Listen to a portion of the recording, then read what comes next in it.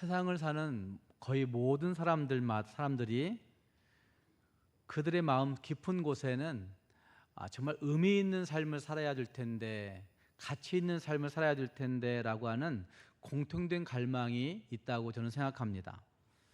또 거기에 덧붙여 그리스도인들에게는 궁극적으로 나를 구원하신 그 창조주 하나님 아버지에 대해서 하나님을 기쁘시게 하는 삶을 살아야지라고 하는 그런 열망, 그런 갈망이 아마 그리스도인들에게는 있다고 생각이 되어집니다. 그래서 그들은 수없이 자기 스스로 질문을 던질 것입니다. 어떻게 하면 하나님을 진짜 기쁘시게 할 수 있을까?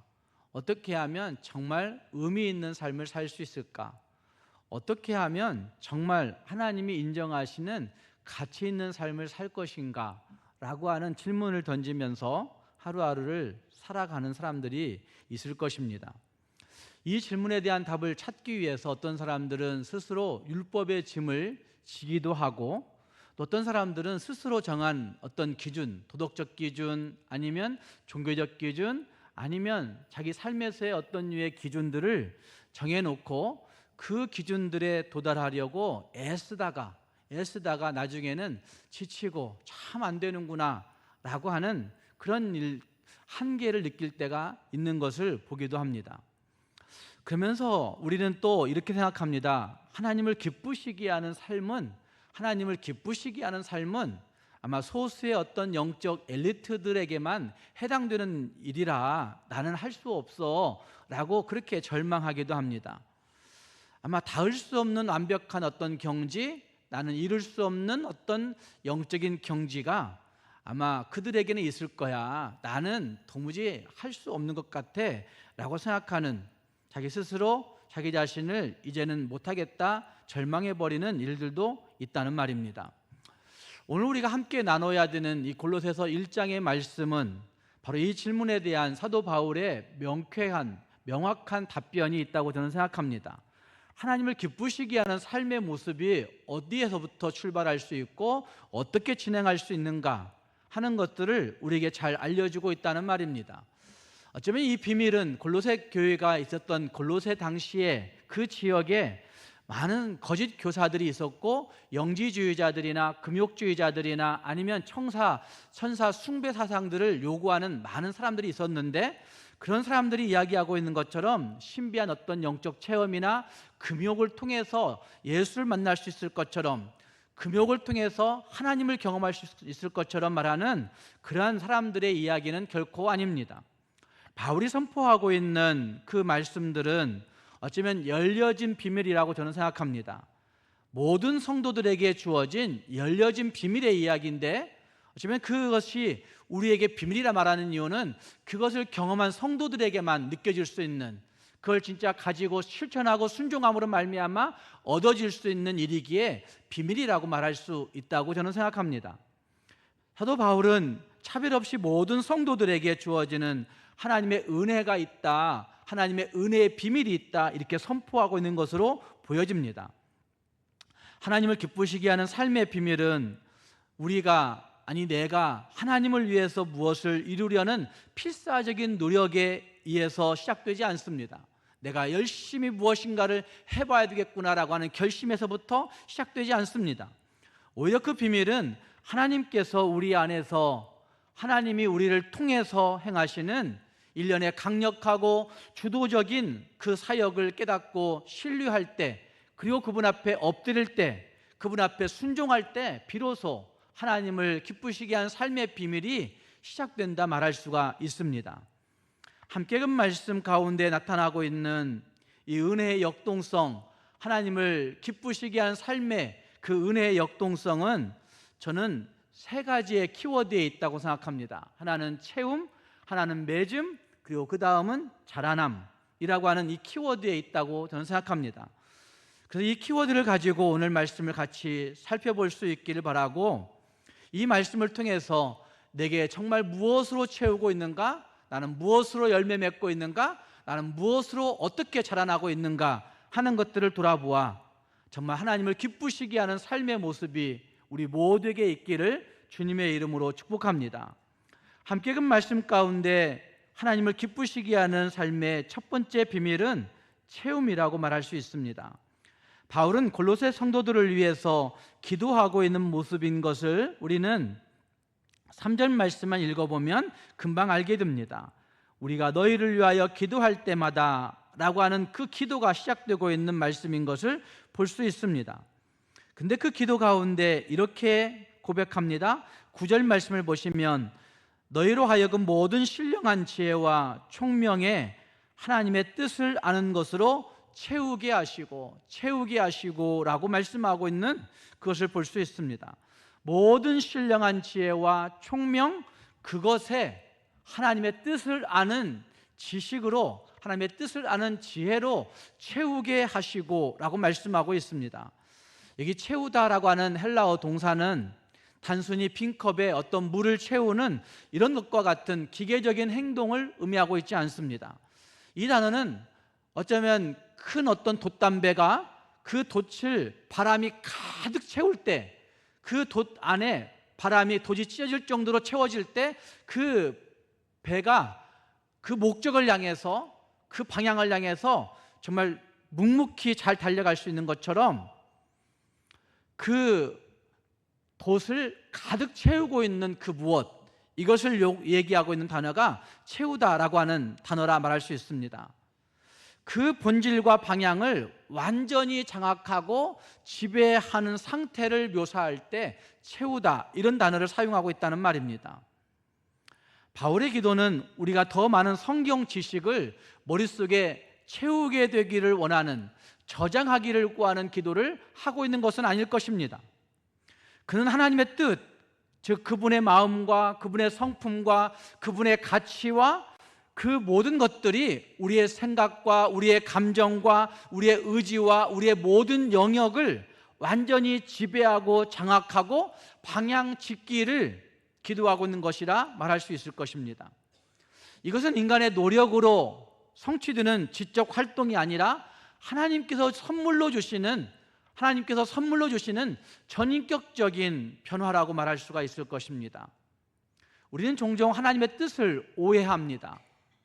트리니티 신학교에 D.A. 카슨이라고 하는 교수가 있는데, 이 교수는 많은 그리스도인들이 하나님의 뜻을 이야기하면 내가 무슨 일을 해야 하는 것인지, 내가 어떤 직업을 선택해야 되는 것인지, 내가 누구와 결혼해야 되는 것인지, 내가 어떤 가정을 이루어야 되는 것인지, 지극히 개인적이고 지극히 자기중심적인 질문에 대한 답을 찾는 것으로 하나님의 뜻을 이야기하는 경우가 많다라고 그렇게 이야기하고 있습니다. 바울이 기도하고 있는 하나님의 뜻을 아는 지식, 하나님의 뜻을 아는 것으로 채우는 것, 이것은 그런 종류의 어떤 점괘와 같은, 점쟁이가 이야기해 주는 것 같은 사주팔자의 그 운세를 보면서 여러분들이 느끼고 있는 그런 것들이 절대로 아닙니다. 그것은 하나님께서 이미 성경을 통해서 명확하게 계시해 놓으신 그분의 성품과 그분의 거룩한 품성과 그분의 도덕적인 명령과 그분이 인류를 향하신 그 구속의 계획에 대해서 우리의 마음과 생각이, 우리의 감정이 흠뻑 젖어 있는 상태, 흠뻑 젖는 것, 이것을 하나님의 뜻을 아는 지식, 하나님의 뜻을 아는 것으로 채우는 것이라고 말하고 있는 것을 볼 수가 있습니다. 우리의 마음은 진공 상태에 있을 수가 없습니다. 진공 상태를 견디지 못합니다. 여러분의 마음 가운데 무엇인가 그냥 아무것도 없는 상태, 그냥 무념무상의 상태를 좋아한다라고 얘기하는 사람들이 있지만 그런 상태는 있을 수가 없습니다. 사람들은 본래적으로 그걸 견디지 못한다는 말입니다.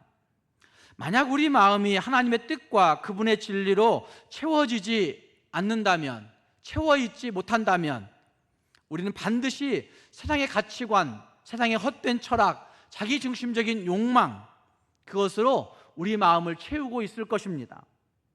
그래서 칼빈을 비롯한 개혁주의 신학자들 거의 모두가, 그리고 상담가들, 성경적 상담가들이 항상 이야기하고 있는 그 말, 인간의 마음을 우상 공장에 비유하면서 사람들은 우상을 만들어내는 공장과 같다. 그 마음이 우상을 만들어내는 공장과 같다. 이렇게 이야기하는 것 아니겠습니까? 우리는 끊임없이 하나님 아닌 다른 것들로 채우려고 합니다. 인정받음으로 채우려고 합니다.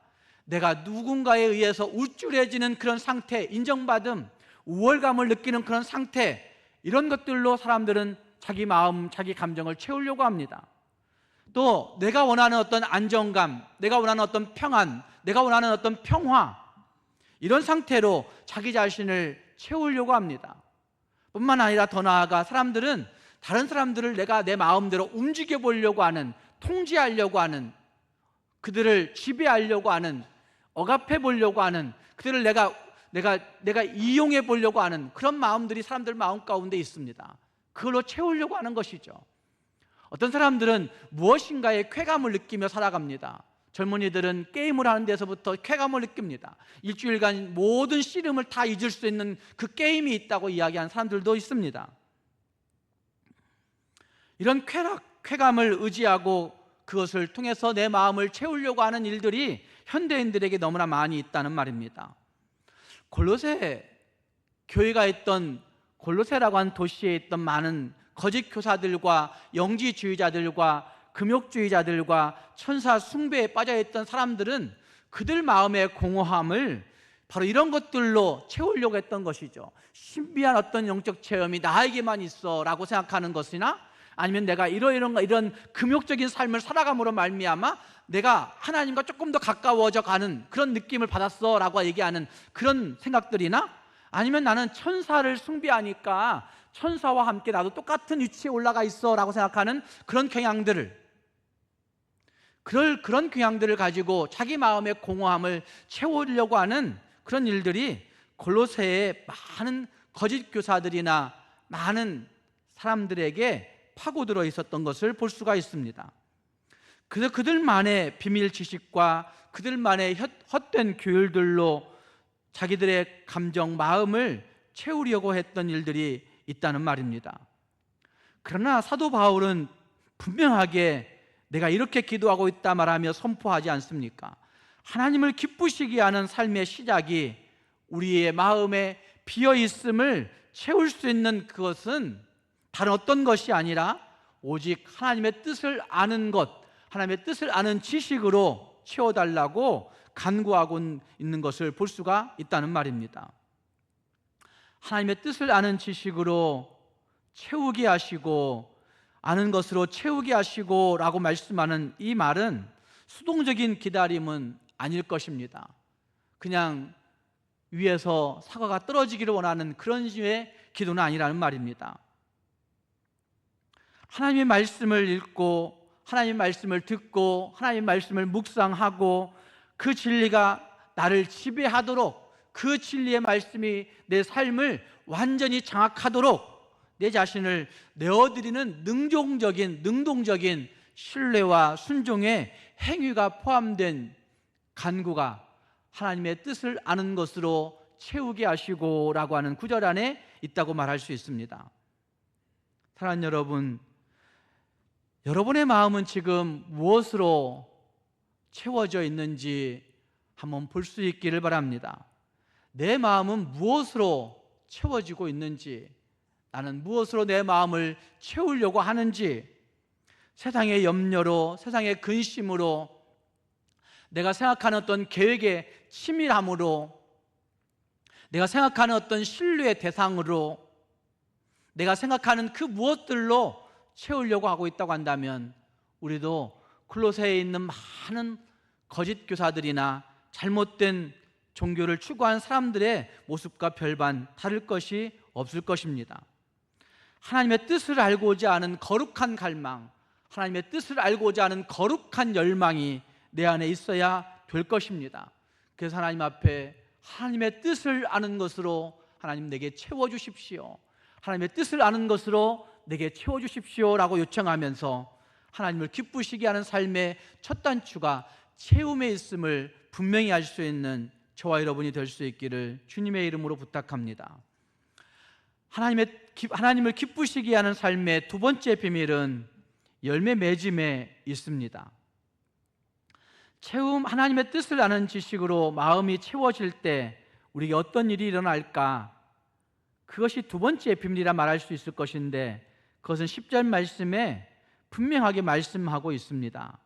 주께 합당하게 행하여 범사에 기쁘시게 하고 모든 선한 일에 열매를 맺게 하시며 라고 말씀하고 있습니다.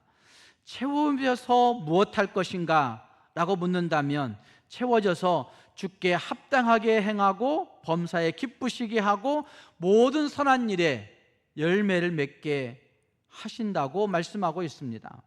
열매 맺는데 목적이 있다는 말입니다. 왜 채울 것인가? 왜 종교적 경험을 할 것인가? 왜 기독교 신앙의 성장을 이룰 것인가? 왜 기독교 신앙의 성숙함을 우리가 갈망해야 할 것인가? 그 목적은 선한 열매를 맺는 데 있다는 말입니다. 참된 지식은 결코 머리에만 머무르는 지식은 아닐 것입니다. 그것은 반드시 우리의 삶으로 흘러나와 행동의 열매를 맺게 됩니다. 9절의 채움은 10절의 열매 맺음의 직접적인 원인이자 동력이 될 수 있습니다. 마치 건강한 뿌리가 영양분을 빨아들여서 풍성한 열매를 맺게 되는 것과 같을 것입니다. 그래서 하나님을 기쁘시게 한 삶은 추상적인 어떤 개념, 기쁘시게 해야 될 텐데, 그분이 기뻐해야 될 텐데 라고 하는 그 마음 가지고 있는 생각, 관점에 머물러 있는 관념적인 것이 아니라, 사실은 이 체험의 문제는 정말 하나님 앞에 행해야 되는 구체적인 삶의 실제적인 열매여야 된다는 사실을 우리에게 알려주고 있다는 말입니다. 주께 합당하게 행한다라고 하는 말씀이 10절에 먼저 등장합니다. 주께 합당하게 행한다는 말씀은 완벽한 도덕적 삶을 의미하는 것이 아닙니다. 그것은 우리의 신분에 걸맞게 살아가는 것을 의미하고 있습니다. 그리고 그것은 12절 말씀에 이렇게 말씀하는 부분이 있죠. 성도의 기업의 부분을 얻기에 합당하게 하셨다. 성도의 기업의 부분을 얻기에 합당하게 하신 아버지께 라고 말씀할 때, 합당하게 하신이라고 한 단어가 과거형으로 쓰여지고 있어요. 그러니까 이 12절 말씀에 의한다고 한다면 이미 하나님은 우리를 합당하게 여기실 것이라는 얘기일까요? 이미 여기셨다는 얘기일까요? 잘 말씀하셔야 돼요. 합당하게 여기실 것이야, 합당하게 살아봐, 이런 얘기가 아니라 사실은 합당하게 여기셨다란 과거형으로 쓰여지고 있다는 말입니다. 그렇기 때문에 우리가 합당한 행실을 행한다, 합당하게 살아간다라고 하는 것은 자격을 얻기 위한 처절한 몸부림의 문제가 아니라, 사실 이미 자격을 얻은 자이기 때문에, 이미 하나님이 너희를 그렇게 인정해 주셨기 때문에 그 은혜에 감사하며 살아가는 자연스러운 반응이어야 된다는 사실을 말씀해 주고 있는 구절들이 여기 10절 말씀부터 나타나고 있는 그 내용들이라 말할 수가 있다는 말입니다. 서든 베프티스트 신학교의 토마스 슈라이너라고 하는 교수는 이런 얘기를 합니다. 그리스도인의 성장은 우리가 갖지 못한 것을 얻기 위해 노력하는 것이 아니라, 그리스도인의 성장은 우리가 갖지 못한 것을 얻기 위해 노력하는 것이 아니라, 그리스도 안에서 이미 소유한 신분과 그 실제 안에서 살아갈 때 일어납니다. 그리스도 안에서 이미 얻어진 신분과 이미 소유한 신분과 그 실제 안에서 살아갈 때 얻어지는 것이다, 일어나는 것이다. 그리스도인의 성장이 그렇게 일어난 것이다 라 말합니다. 갖지 못한 것을 자꾸 가지려고 하는 노력, 합당하지 못했기 때문에 합당하게 살아봐야 되겠구나 라고 생각하는 그 열심 있는 노력들, 이것이 오히려 다른 사람들에게 충격을 주고 피해를 주고 어려움을 주는 경우들도 있는 것을 보게 됩니다. 그래서 우리는 이미 하나님이 나를 합당하게 여기셨구나, 그 자격이 이미 주어졌구나 라고 확신 가지고 이미 소유한 신분과 그리고 그 실제 안에서 예수 그리스도 그 실제 안에서 살아갈 때 그리스도인의 성장이 이루어진다는 사실을 분명히 보아야 된다는 말입니다. 모든 선한 일에 열매를 맺는다라고 하는 것은 우리 삶의 모든 영역과 관계된 것입니다. 교회 생활에만 관계된 것이 아니라 가정과 직장과 교회와 이웃과의 관계와 직장에서의 그 사람들과의 관계, 그 모든 영역에서 나를 통해 하나님의 성품이 드러나는 것을 의미하고 있는 것입니다. 나를 통해 하나님의 성품이 나타나는 것을 말하고 있다는 말입니다. 그래서 그것은 인내와 온유, 그것은 사랑과 희락, 그건 충성과 절제, 그것은 우리가 살아가야 하는 삶의 열매라고 얘기할 수가 있을 것입니다. 또한 그것은 다른 사람들을 섬기고 다른 사람들을 통해 복음을 증거하고, 그리고 그것을 통해서 정말 의로움, 정의로움, 내게 유익할 때만, 내가 유익한 것만 추구하는 정의로움이 아니라 진짜 하나님 앞에서의 정의로움을 가지고 살아가는 구체적인 행동, 이것이 선한 일을 열매 맺는 일들 가운데 있다고 말할 수가 있다는 말입니다. 중요한 것은 그 열매가 내 자신의 의지나 노력만으로 되어지는 것이 아니라는 것입니다. 그것은 내 안에 채워진 무엇이 있을 때, 내 안에 채워진 하나님의 사랑이 있을 때, 내 안에 채워진 하나님의 믿음이 있을 때, 내 안에 채워진 하나님에 대한 소망이 분명할 때, 내 안에 채워진 하나님에 대한 지식이 있을 때, 내 안에 채워진 하나님의 뜻을 아는 지식이 충만할 때, 그것이 성령의 능력을 통해서 자연적으로 발현되어져 나타나는, 자연적으로 발현시켜져 나타나는 그런 모습이라 말할 수가 있다는 말입니다. 우리 그리스도인들의 마음 가운데는 종종 행위의 함정 가운데 빠지는 경우들이 참 많습니다. 아마 그리스도인들이 되어져 있다, 그리스도인으로 시간을 오랫동안 살아왔다, 그리스도인으로서 무엇인가를 교회에서 중책마차 살아왔다, 그러면 그때부터 더 느끼는 걸 행위의 함정에 빠져서 살아가는 경우들이 많이 있다는 말입니다. 선한 일을 통해서 내가 뭔가를 나타내야 될 텐데, 선한 일을 통해서 하나님의 사랑을 내가 얻어내야 될 텐데, 선한 일을 통해서 내가 사람들에게 인정받아야 될 텐데, 선한 일을 통해서 내가 하나님 앞에 이렇게 뭔가 세워져야 될 텐데, 그러나 이것은 복음의 순서를 뒤집는 행위라 할 수 있을 것입니다. 복음의 순서는 행위 있어서 인정이 아니라 인정하심 있기 때문에 행위가 되어지는 것입니다. 하나님이 인정하심이 있었기 때문에 행위가 되어진다는 말입니다. 내 행위가 있어서 인정해 주시는 것이 아니라, 내 행위가 있어서 하나님이 나를 어여삐 봐주시는 것이 아니라, 내 행위가 있어서 내가 목사가 되고 장로가 되고 권사가 되는 것이 아니라, 하나님 앞에 인정받았기 때문에 그때부터 한 걸음 한 걸음 순종하며 한 걸음 한 걸음 인정받으며 살아가는 삶을 살아가는 행위가 되어진다는 말입니다. 사랑하는 여러분, 여러분은 어떤 선한 열매를 맺고 살고 있습니까? 그리고 그 열매의 근원은 도대체 무엇인지 이 아침 살펴볼 수 있기를 바랍니다. 그 열매의 근원은 여러분의 공로입니까? 여러분의 노력입니까? 여러분이 얻고자 하는 어떤 명예입니까? 그 열매의 근원은 여러분의 얻고자 하는 그 무엇에 있다고 한다면 매우 잘못된 것들이라 말할 수 있을 것입니다. 우리 안에 채워진 하나님의 은혜 때문에, 내 안에 채워진 하나님에 대한 지식 때문에, 내 안에 채워진 하나님의 믿음과 그 소망과 그 사랑 때문에 하나님을 기쁘시게 하는 삶의 그 놀라운 일들이 내 삶에서 실제적으로 나타나는 모습들이 있어야 된다는 말입니다. 하나님을 기쁘시게 한 삶은 채움의 은혜가 삶의 열매로 이어지는 복된 삶의 결과이고, 그것은 복된 통로가 되는 것이라 말할 수가 있습니다. 사랑하는 여러분, 하나님을 기쁘시게 한 삶이 우리 평생의 목표여야 될 텐데, 하나님이 내게 채워주신 그 채움으로 인하여, 하나님이 내게 베푸신 그 체험으로 인하여, 그 은혜의 체험으로 인하여 자연스럽게 삶의 열매로 나아가고 그것이 복된 통로로 나아가는 우리 모두가 될 수 있기를 주님의 이름으로 축복합니다. 마지막, 하나님을 기쁘시게 한 삶의 세 번째 비밀은 자라남입니다.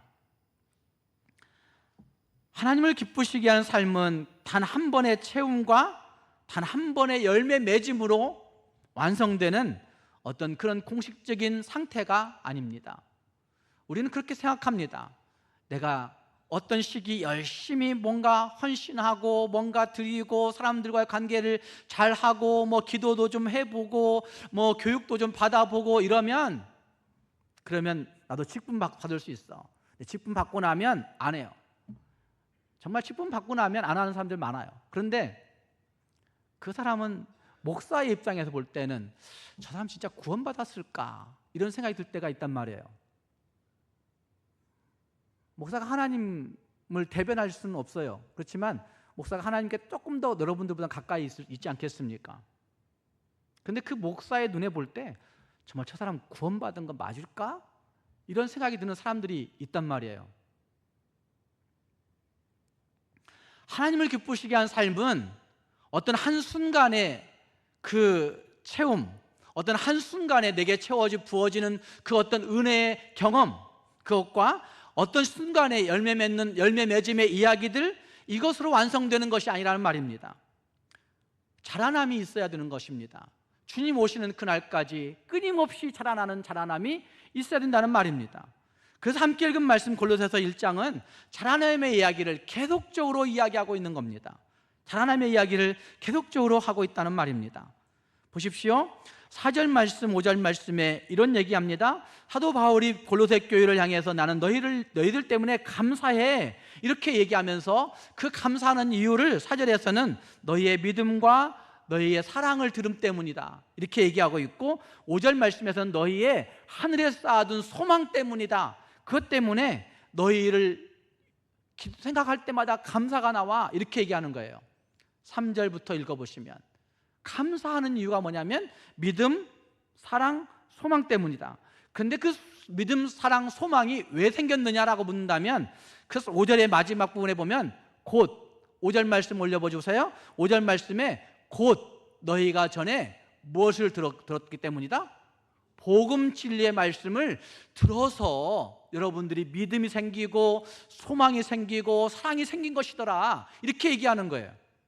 그리고 그 다음 6절 말씀 보시면 이렇게 얘기해요. 이 복음이 너희가 전에 복음 진리의 말씀을 들어서 소망, 믿음, 사랑이 생겼었는데 이 복음이 이미 너희에게 이름에 너희가 듣고 참으로 하나님의 은혜를 깨달은 날부터, 은혜가 내게 깨달아진 날부터 너희 중에서와 같이 또한 온 천하에서도 무엇을 맺어 자란다?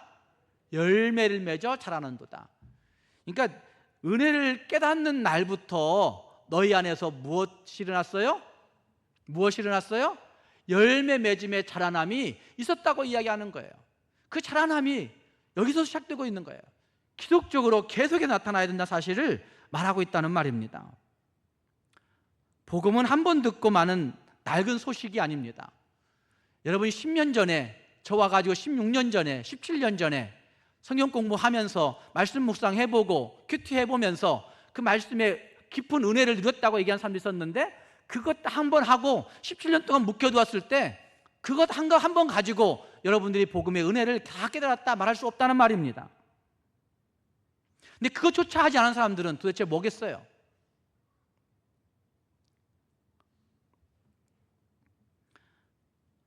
복음을 한 번 듣고 마는 낡은 소식의 문제가 아니라 살아있는 씨앗의 문제라 할 수 있습니다. 살아있는 씨앗은 계속해서 움트고 싶은 그 욕망이 있는 겁니다. 그냥 거기에 머물러 있는 건 죽은 거예요. 살아있는 씨앗이라 말할 수 없다는 말입니다. 그런데 복음은 살아있는 씨앗인 것이죠. 살아있는 씨앗은 우리 마음에 심겨져 계속적으로 움트고 계속적으로 열매 맺고 계속적으로 꽃피고 해야 된다는 말입니다. 그렇기 때문에 복음 안에 있는 인생은, 복음 안에 있는 삶은 시작보다 언제가 더 좋을까요? 시작보다 끝이 더 좋은 인생이 되어야 되는 것이죠. 사랑하는 여러분, 여러분의 시작보다 끝이 더 좋습니까? 여러분의 직분의 시작이 마지막 끝보다 훨씬 더 좋습니까? 시작보다 끝이 훨씬 더 좋아야 그게 진짜 그리스도인이라 말할 수 있다는 말입니다.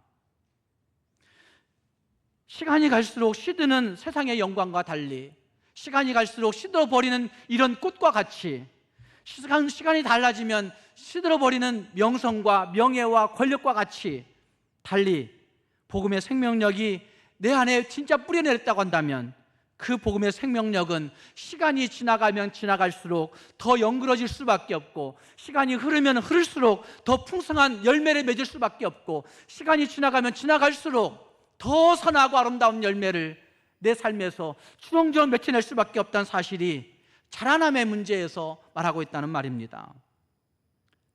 그래서 10절 하반절에 하나님을 아는 것에 자라가게 하시고 라고 하는 말씀을 하는 거예요. 채우는 것으로 그치는 것이 아니라 하나님을 아는 것에 자라가야 한다는 사실을 말하고 있다는 말입니다. 사랑하는 여러분, 하나님을 기쁘시게 하는 삶의 비결은 자라남의 문제라 할 수가 있습니다. 여러분은 자라나고 있는 성도입니까? 여러분의 시작, 정말 지금 조금 지나온 지금 끝, 이 정도는 옛날 시작보다 낫습니까?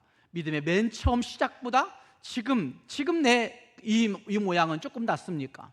아니면 지금 모양이 옛날보다 훨씬 더 못합니까? 꼭 생각해 보시기를 바랍니다. 하나님을 기쁘시게 한 삶의 세 가지 비밀은 채움, 맺음, 자라남입니다. 여러분, 무엇으로 채워지고 있는지, 무엇으로 채우고 있는지, 여러분의 속, 여러분의 감정, 여러분의 마음, 여러분의 생각에 무엇이 채워져 있는지 한번 생각해 볼 수 있기를 바랍니다. 그리고 또한 여러분의 삶에서 정말 열매 맺음은 하나님 기뻐하시는 선한 열매인지, 그 열매 맺음의 근원이 어디에 있는지, 열매 맺음의 목적이 어디에 있는지 한번 살펴볼 수 있기를 바랍니다. 그리고 여러분은 자라나고 있는가 한번 생각해 볼 수 있기를 바랍니다. 그래서 하나님을 기쁘시게 하려고 하는 율법주의자들의, 금욕주의자들의 그 무거운 짐은 내려놓고, 하나님, 나도 채워지고 그리고 열매 맺고 자라나서 내 시작보다 마지막 끝이 훨씬 더 좋은 인생, 시작보다 끝이 훨씬 더 아름다운 인생, 시작보다 끝이 훨씬 더 하나님이 인정하시는 인생, 시작보다 끝이 훨씬 더 하나님이 마음에 흡족히 여기시는 인생 될 수 있기를 주님의 이름으로 축복합니다. 기도하겠습니다.